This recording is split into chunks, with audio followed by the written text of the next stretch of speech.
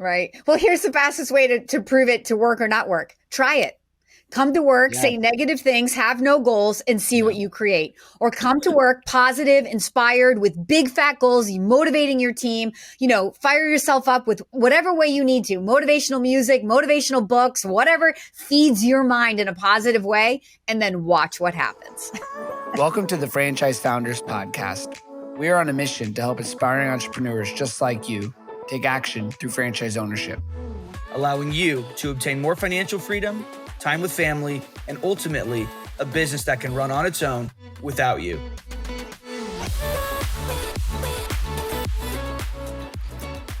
Welcome to another episode of the Franchise Founders Podcast with my co-host Christian Dadulak. Christian, what's going on? Living the dream, man. How you doing? I'm living the dream too. I'm in this studio here. I made it. Had a little bit of traffic getting here, but that's I've lived in New York for a bit now, and I was telling my Uber driver that he shouldn't go the way he went, but he refused to listen because that's that New York pride that we have about directions. And so we got a little late, but I'm here now. Good. Yeah, we have an awesome guest with us here today too. Oh yeah. Well, I'll give a quick introduction.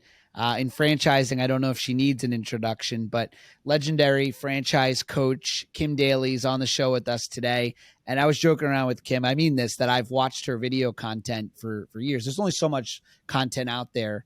And like Kim just dominates with the quality of her content, the information, the realness of it. And so very excited to have her on today. Kim, how are you? I am doing good, Dan. Thank you so much for the introduction. I think I do need an introduction. Let's be real. Well, for those of you that don't know, Kim's a powerhouse in the franchise industry, and so we're really lucky to have her on. I think we normally start off with how our guests got into franchising, right? And I think the running joke is, you don't find franchising finds you. So yeah, what's that story for you? Yeah. So it's a very good question, right?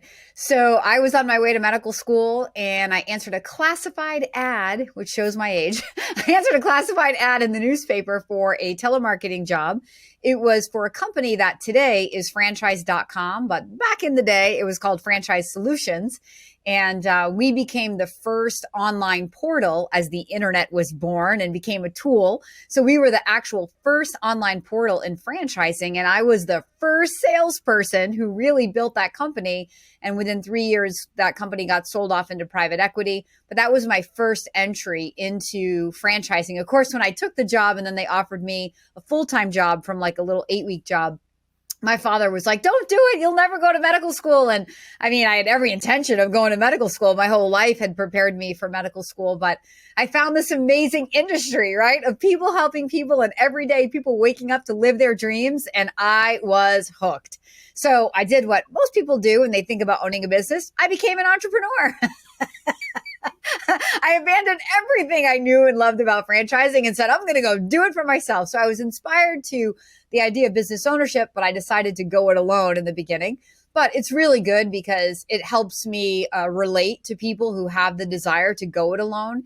And the easiest people to convince of the true value of a franchise are former entrepreneurs, myself included. So I ran my own business for 5 years and then decided, you know what, this is freaking lonely. I need people. I need support. I need to build something that's bigger than me. And I turned back to franchising. I found this amazing opportunity at FranChoice. I mean, who knew that I would have a 20-year run? So it's been the greatest and most amazing blessing in my life.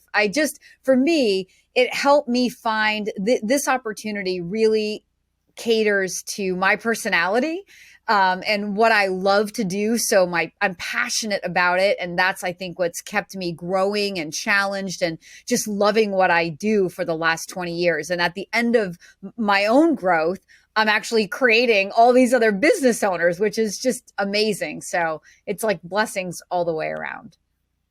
Yeah, it's funny, like being an entrepreneur and having businesses non-franchised. As we've been developing our franchise system, I've started to say that I'm actually jealous of the future franchisees because I wish I could have come into a business where the truck was fully wrapped and branded through a branding agency, and the leads are generated for me. A call center answers the phone, books the jobs, and like if I knew then, like what I know now, like that seems like a great path, being a franchisee before an entrepreneur.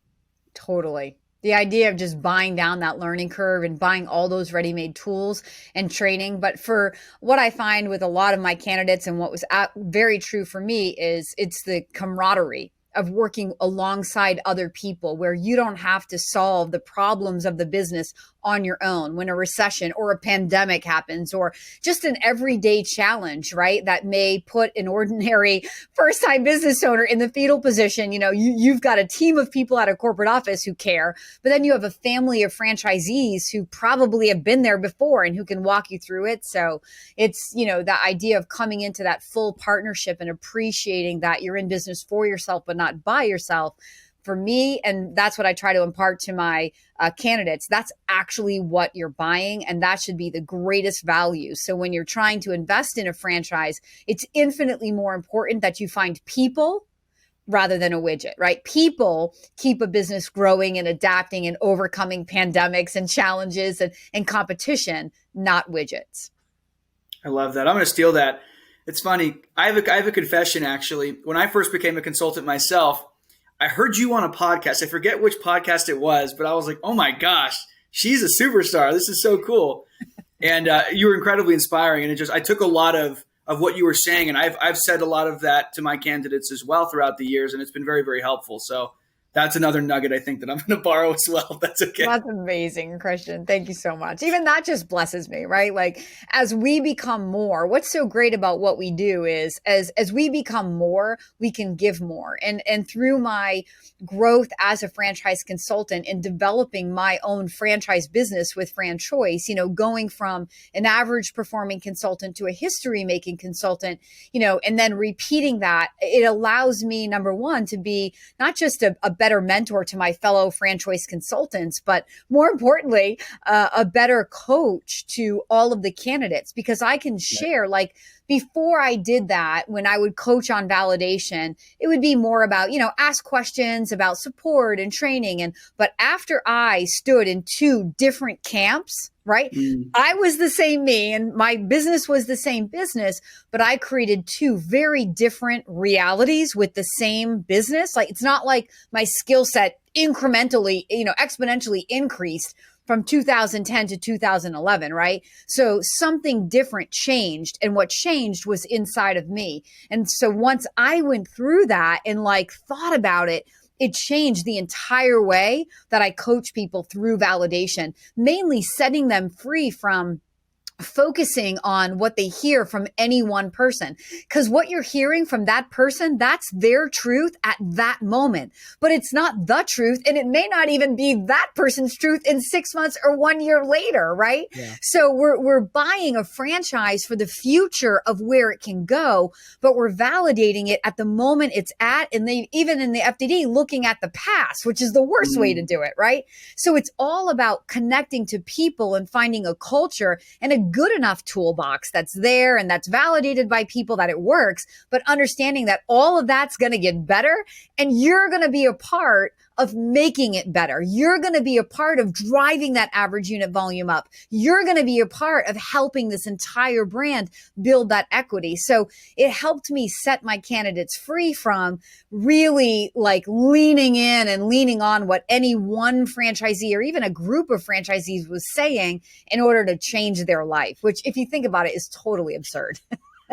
Our parents taught us, if all of your friends jump off the bridge, don't jump off the bridge, right?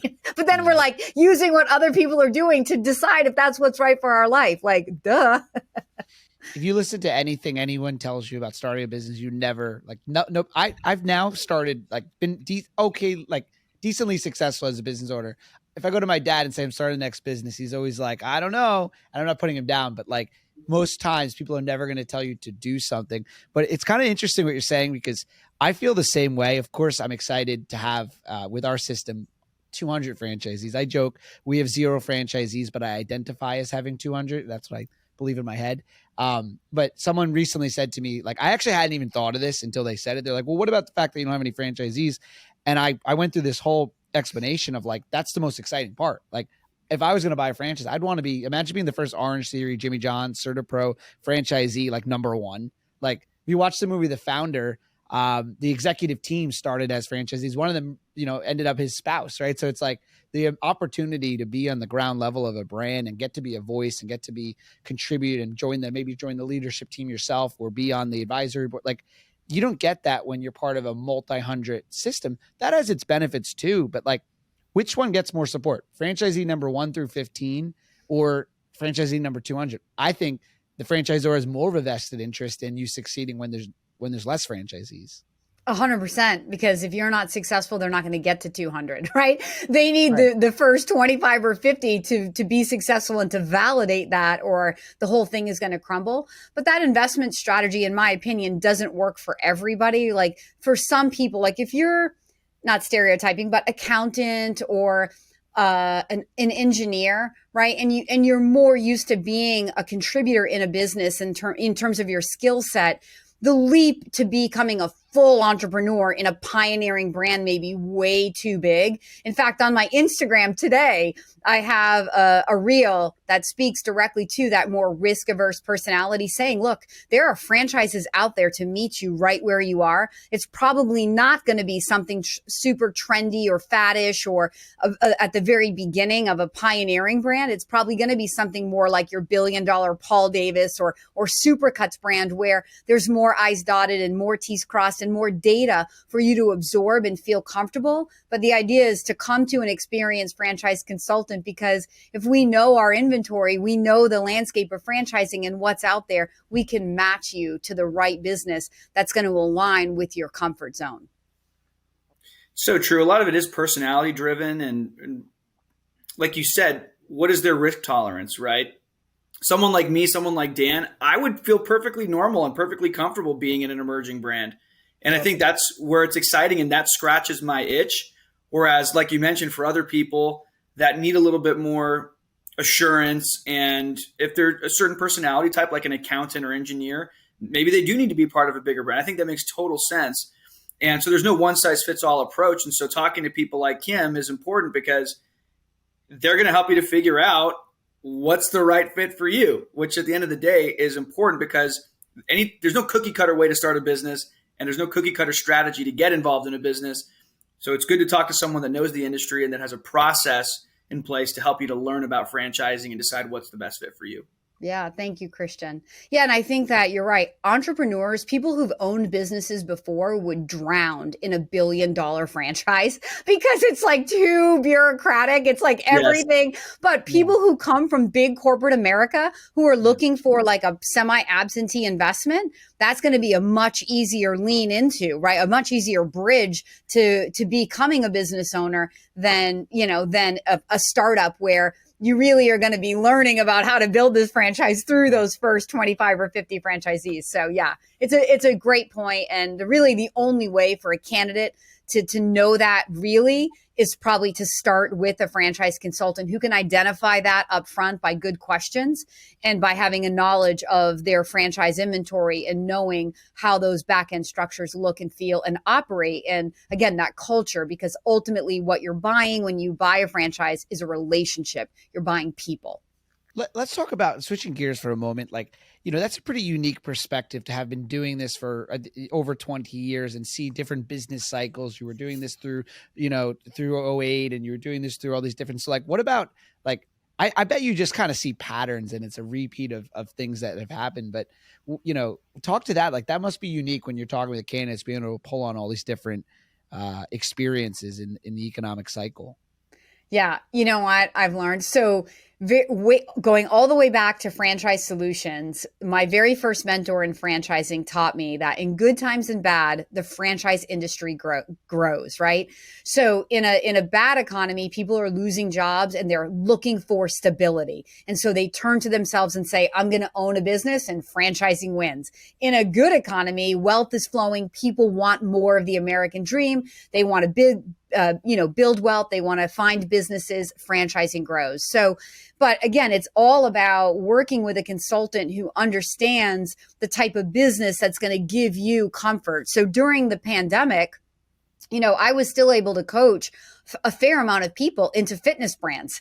Even people who lived in California, I was selling a lot of Yoga Sixes during the pandemic. That was one of my biggest brands, which sounds like so counterintuitive, but it was because it was all about the leadership and how the leadership of exponential fitness was adapting and overcoming the challenges of 2020. So if people were into fitness, I said, look, don't pigeonhole the rest of your life based on one moment we're in right now. We're going to get through this. Life will get back to normal, and here's these people who, by the way, don't even seem to be that affected by the pandemic. Look at how they're doing. Keep an open mind. But a fair amount of candidates transitioned their thinking away from big brick and mortar and the things that they saw closing and not reopening, and focused on essential services around the home. Since we were all home, we were looking for things to do, organizing space so we could have school and office at home, and we all got pools and puppies.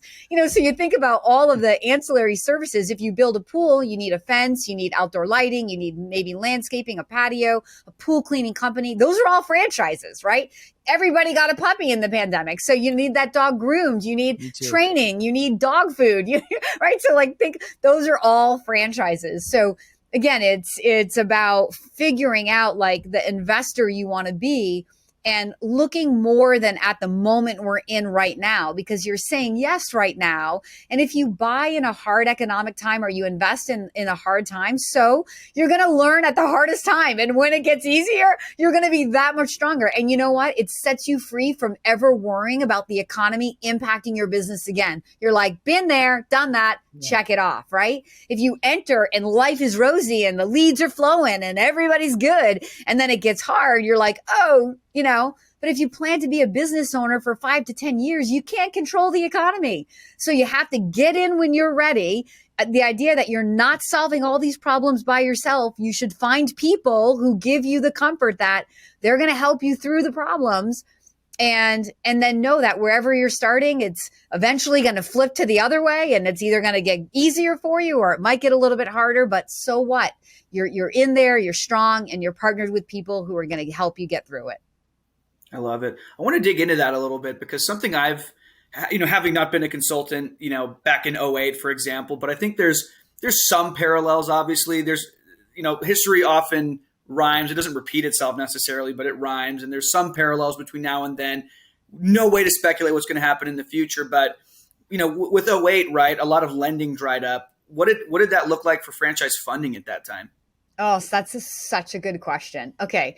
So this is when I started to have my first personal breakout year, was coming out of that recession in 2010 and really in 2011. But so looking back, the key difference in talking to my fellow consultants was our focus. So I was focused on people in career transition as leads. So I was looking at all the people who were losing their jobs and who were thinking, I've got to create stability. I didn't blink an eye at how they were going to fund it. I just knew they were hungry and they were in a lot of pain and they were going to find a future that they could own and control. But other people focused on how nobody had any money and the stock market crashed. And so they made that their reality. So what it showed me was that, again, all in hindsight, in the moment you're in it, you're just doing it and it was working, and you're not really, let's be real, when it's working, you're not really questioning it. It's more when you can look back and look at, wow, and talk to people, and then you learn. That's why hindsight is always 20/20. So I think it showed me that your focus really is your future. So if you focus on, and you can take this even to an active investigation with a candidate, right? If you focus from day one on all the reasons that this business isn't going to work, then you're right. Right? Because you're never going to say yes to it. But it doesn't mean you can't have challenges and you can't have concerns in your mind. It means you need to open your mind and be willing to ask those questions to the right people. And the right people are the people inside the franchise system, not your family, not your friends, not people in the community that might be potential referral sources. So I have a guy right now that I'm working with, and he's all the way at the end of a super pioneering franchise. Like, he's one of the very first franchises. He wants to be that entrepreneur. He's like infatuated with the idea of bringing this whole new thing to market, but he's scared out of his mind. So he tells me, I'm done with the process. He went to discovery day. He's been awarded the opportunity. And he's like, well, I don't know if I have enough data. I need to go out and talk to some potential clients.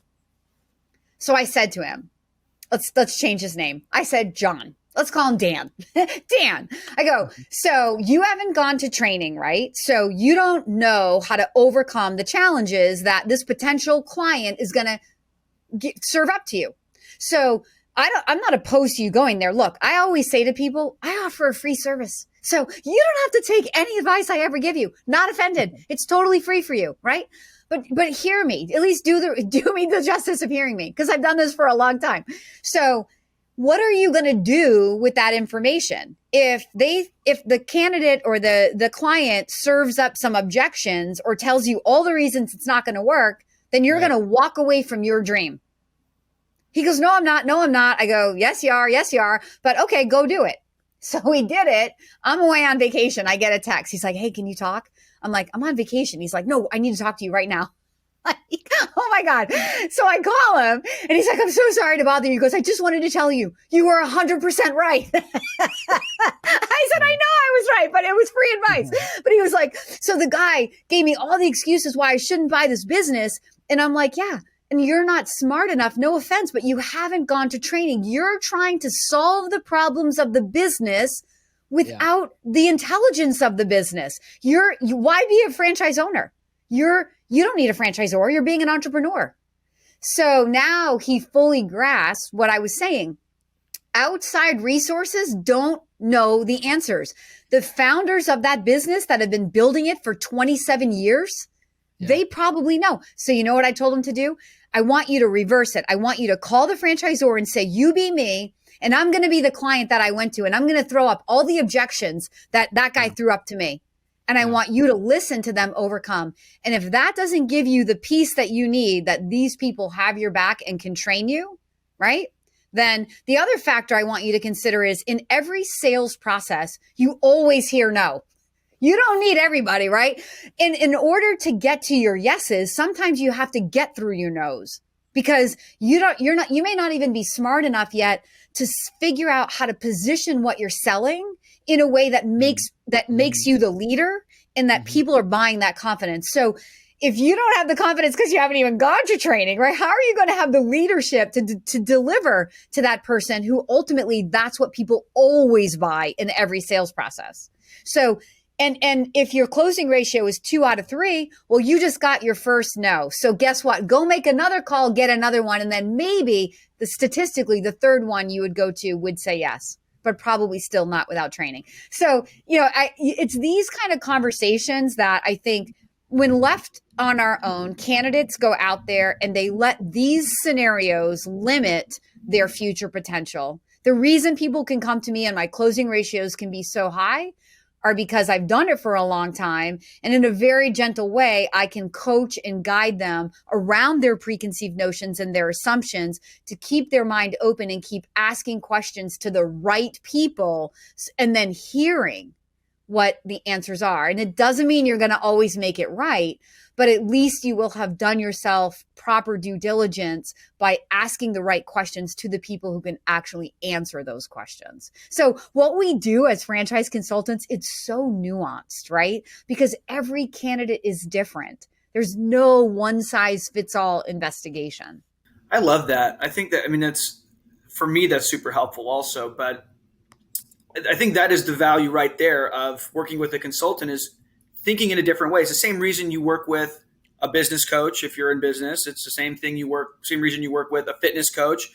There's accountability and there's questions and things that you don't think about. Just a little paradigm shift can mean all the difference at the end of the day, and ultimately can be the difference between whether or not you move forward on something that could truly change your life in a massive way versus allowing yourself to talk yourself out of what would otherwise be an amazing opportunity for you. I'll give, just to piggyback on that, like on the value of a franchise consultant, now that I've, flipped on the other side and I'm on the franchisor side, it's interesting. Like, you said something, Kim, that stood out to me. Like, I built my career on being able to find people that are in a career transition that want to become a business owner. That's how I built my whole career. And in the time building my new system, I said, well, let me try the other side. And I started to look into the people that have already bought multiple brands or multiple units. And I found the whole other beautiful world of people that fit what we're looking for as an emerging brand. But anyway, what I found is I could generate leads right now without, like, I don't mean this arrogantly, but I could snap my finger and there'll be 10 leads. Like, that's just my skill set, right? It'll always be, I can create new ways to generate leads. It's just how my brain is programmed from all the years of doing it, just like you guys have for consulting.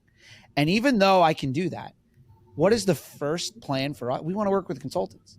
Like, we want to work with consultants because I want the consultants' skill set of all that 20 years, 10 years. Christian, you've already been doing this for a while, man. What, like 5 years?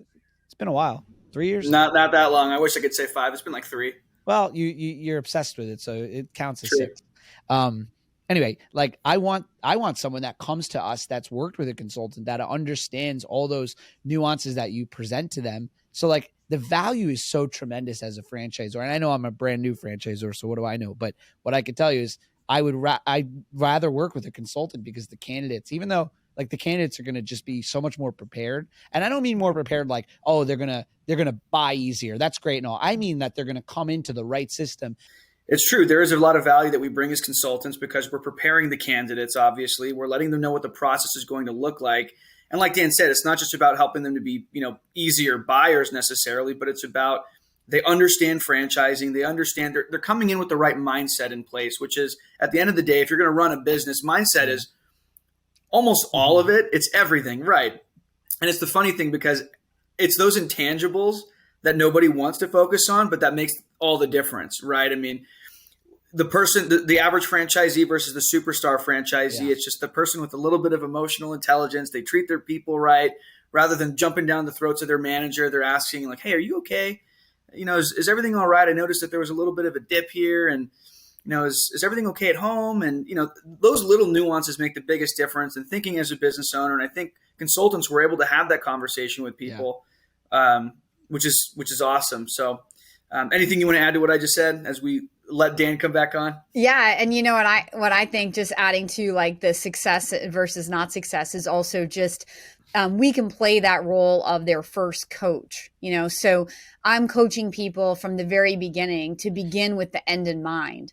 I want to know, I'm infinitely more interested in why you want to own a business and what you're trying to create in your life that you can't create by doing what you're doing, right? So we start with your goals and dreams, and we use your goals and dreams sort of as the gas in this entire process. It fuels everything.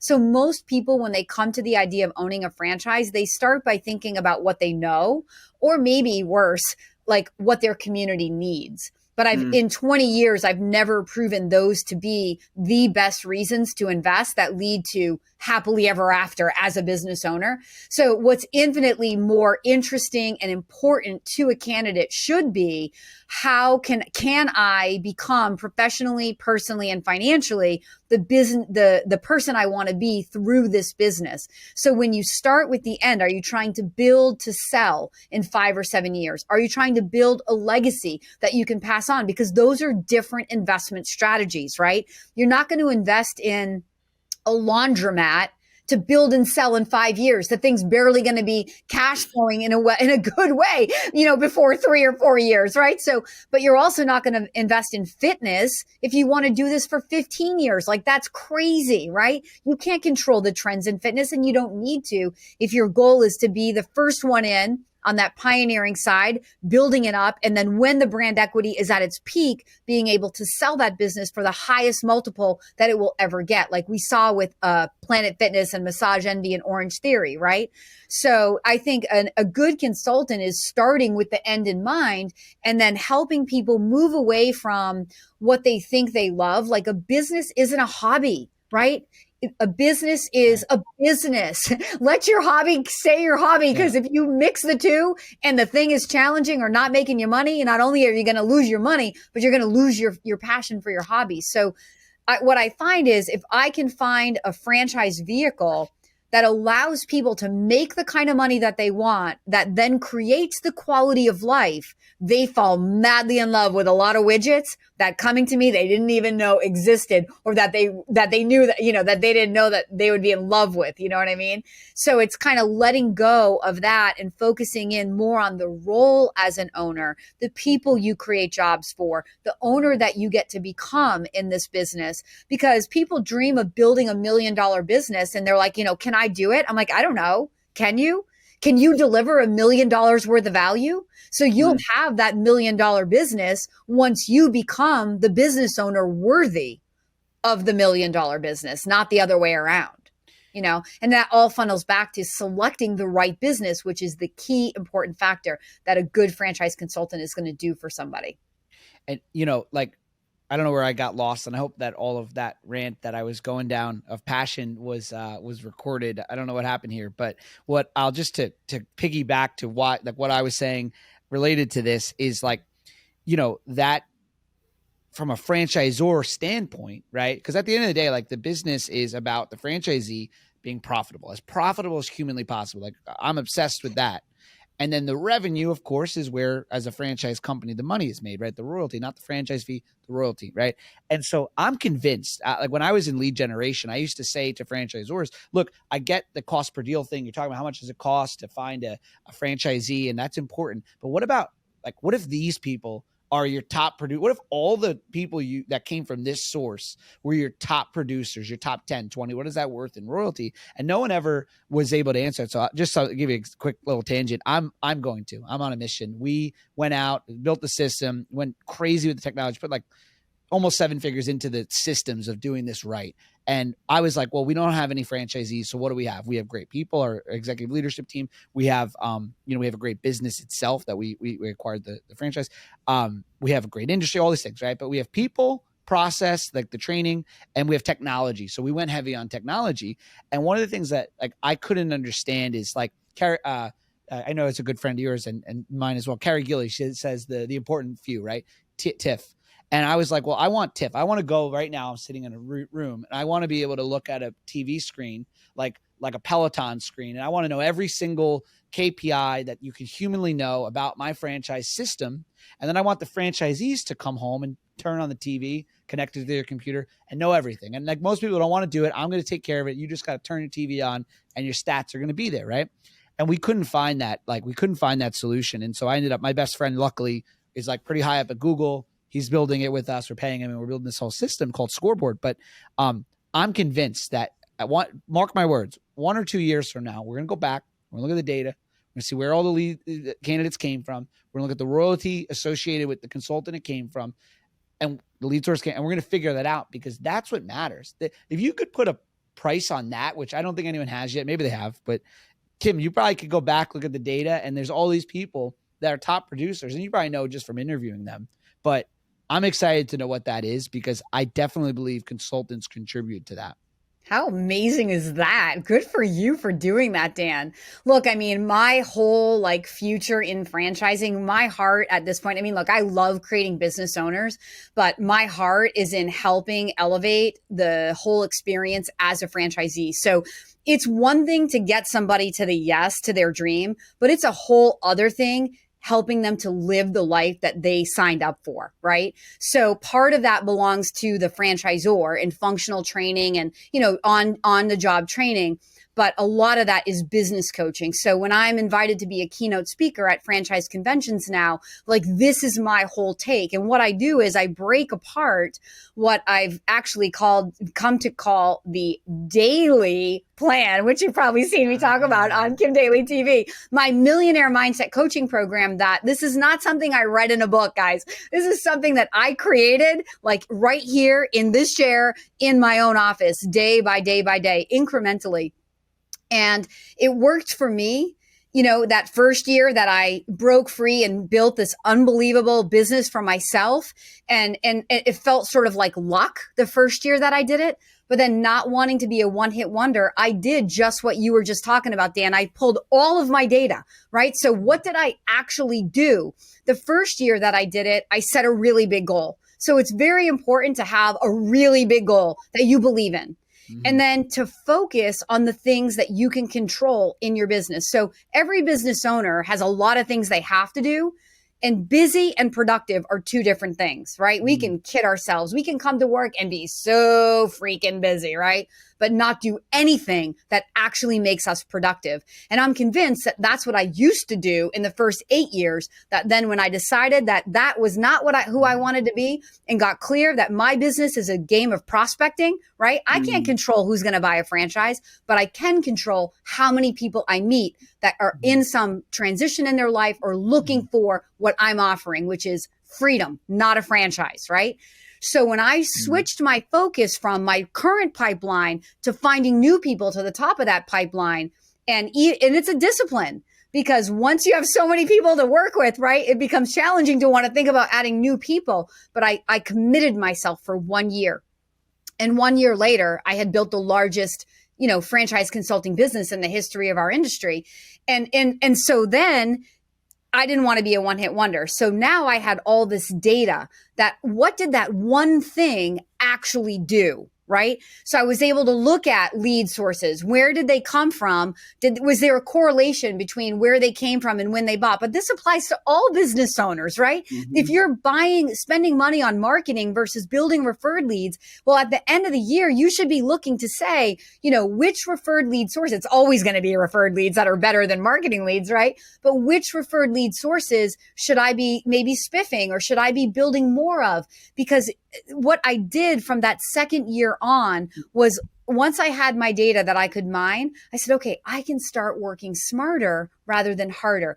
And literally, I love to say I've spent the last 10 years mining my data and mastering the art of my business. And so the first year as a new franchise owner, I want you to come out of the gate swinging at everything that comes your way, right? It's massive, imperfect action. It's almost, it's like controlled chaos. Because you don't know what you don't know, and you have to let yourself fail, because you only are going to learn when it's not working, right? If it's working, you're not thinking about it. You're just taking advantage, right? So you have to not be afraid of the no's, or when things feel a little challenging. It's at the end, if you keep going that way, that's when you get in trouble. But it's being conscientious of what you're doing. And so at the end of that year, then gathering all your own data and then being your own business coach. And I've created this millionaire mindset coaching plan called the Daily Plan, because it literally breaks your goal down to the daily activity goals that an owner would need. So you don't have to be overwhelmed thinking about that big Mount Everest of $1 million or $5 million. You only have to come to work focused on what you can control today and executing on those simple daily goals, and then coming to work tomorrow and being consistent. Like when I was a personal trainer, right? We're not building all these muscles in a day. We're consistent and incrementally building your strength and getting your body lean. And then over time, all of a sudden your biceps are going to appear. Well, it's the same exact process in building a successful business. It just took me 8 years fumbling around in the dark before I got clear on what I really wanted to do and how I could really do it. And then doing it, getting a little bit afraid of my own results and my own success, because that's very real. But then going, okay, I can do this. What did I actually do? And then creating that science. So when I am invited to be keynote speaker, like this is the magic of what, because you're right. If every franchisor could raise their average unit volume by 100 or 250 or $500,000, imagine the return on the royalty. And not just to the franchisor. Imagine the happiness of the people who changed their life said yes to a business, right? So it's not just about making franchisors more money. It's about making the people that I've created, business owners, more happier and living the life that they said yes to, and setting them free from blaming the franchisor or looking to the franchisor for their success, but empowering them to own it. Because really, even in a franchise, it's nobody's job to make you successful except yours. Boom, mic dropped. No, it's so true. There's a couple of things there. I mean, what's the quote? I'm going to butcher it, I'm sure, but the best way to eat an elephant is one bite at a time. And so focusing on this big, hairy, audacious goal, focus on it, know what that is, But when you break it down into bite-sized elements, it becomes a lot more manageable, and mentally it becomes a lot more attainable. Yeah. And if you believe it, if you can get to a place where you believe that it's possible, then you're going to do it. And if you don't, then you won't. But that's what I love about what Dan is building and what you're saying, having a data-driven approach.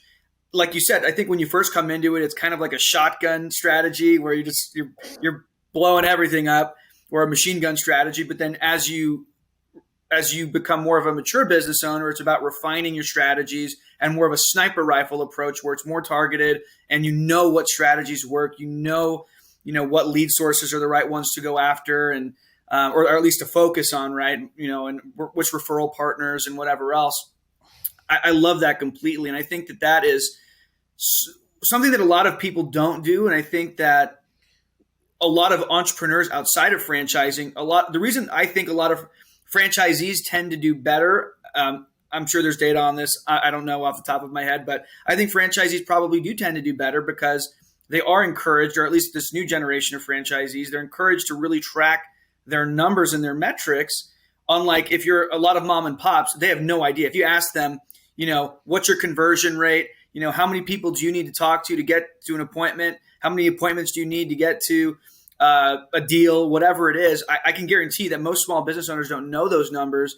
And that's something that people need to think about. Well, just to piggyback on that, like to give you an example, like in the business that we acquired, the franchise business, the founder is unbelievable. Like his ability to build data and reporting systems was tremendous. And he had it really has it really dialed in. But it was very manual. Right. And I was like, look, like most people aren't as disciplined as you. And I think that it would fall apart like a ball of yarn would just unravel. Right. So like we gotta get this data, more together. And so like scoreboard became a thing because we're franchise playbook, so scoreboard. But the idea behind it was like, what happened was as we were looking at businesses and acquisitions, like we found, and just for clarity, anyone listening, our FDD is not live, I'm not talking about like buying our business right now. I'm just talking about the industries and stuff. But that particular business, we saw that like, wow, like the cleaning side of this business is tremendous, but look at the restoration side. And then when you started to peel back the margins in restoration versus cleaning, and like, it was something that the founder knew, but when you started to really dig into that data and then really start to understand, hey, a property manager is worth this much in revenue per year. This is how many you have to talk to get a property manager to sign up. And if you want 5, and this is what 5 represents, then like, and you go all the way backwards, right? So like for me, like if I want to build you said $1 billion, if I wanted to build $1 billion system over obviously a period of time, a big elephant to eat. You got to go backwards. You got to go all the way out, right? And then you got to be like, all right, well, $1 billion is AUV of X, and that means this many franchisees and this many people, this many leads, all the way down to like today, right? Like, what do I need to do today? And so like when you apply that data to a small business, it's unbelievable. But again, I don't know when you start a business where you get that. And that's why I'm jealous of the franchisees, because that's pretty cool to me. And that's cool that you did that, Kim, in your business. It probably made you feel pretty confident knowing that it was working too. Like the data made you feel confident.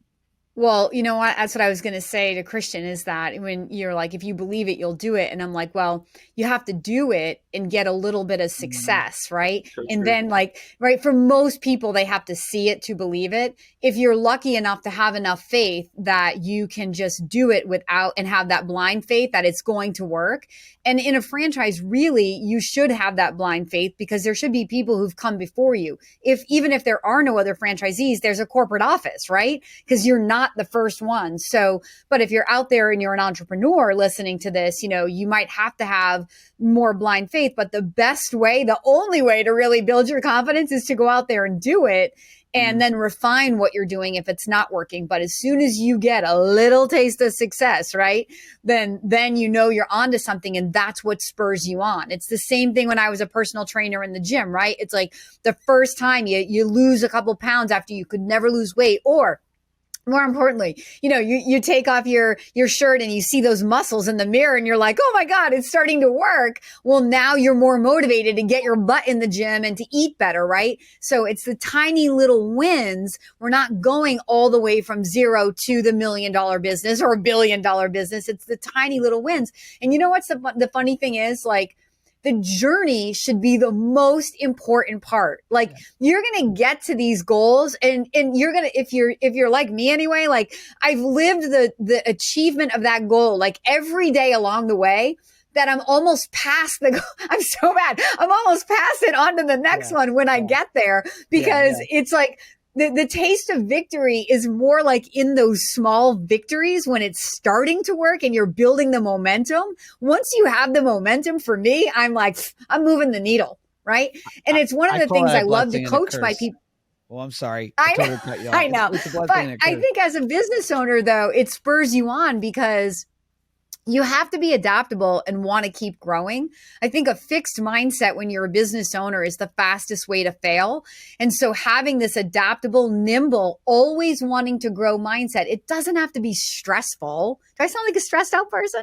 It doesn't have to be stressful. It can be fun, right? It's a game that you're winning. I'm never losing. Even when my business is off track, it makes me laugh because I'm like, I'm responsible for this, but I know exactly what to do to get back in the driver's seat, put my foot on the gas and make it go the way that I want.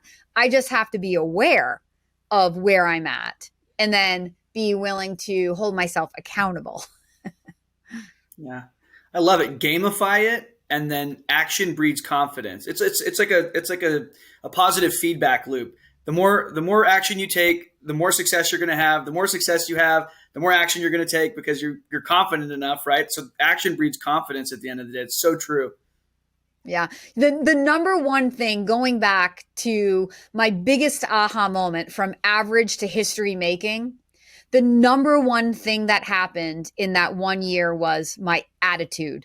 So when you're a franchise consultant, and Christian, maybe you'll know this, right? If you have a very small pipeline and somebody decides they're not buying a franchise, even if you do what you do with integrity, you're still pretty bummed out.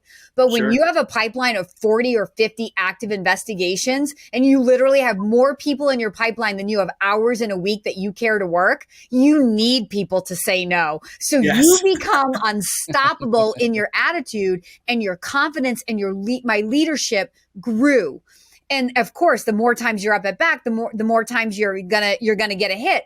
So the more people started saying yes, and it became that momentum started to build, and then that fed my attitude, and it became this unstoppable feed loop, feed mechanism where the more people I funneled through, the more people that were saying yes, the bigger my whole thing was getting, and so. The attitude was probably the biggest determining factor of what happened what has happened in my business for the last decade after the first year of creating that outstanding result.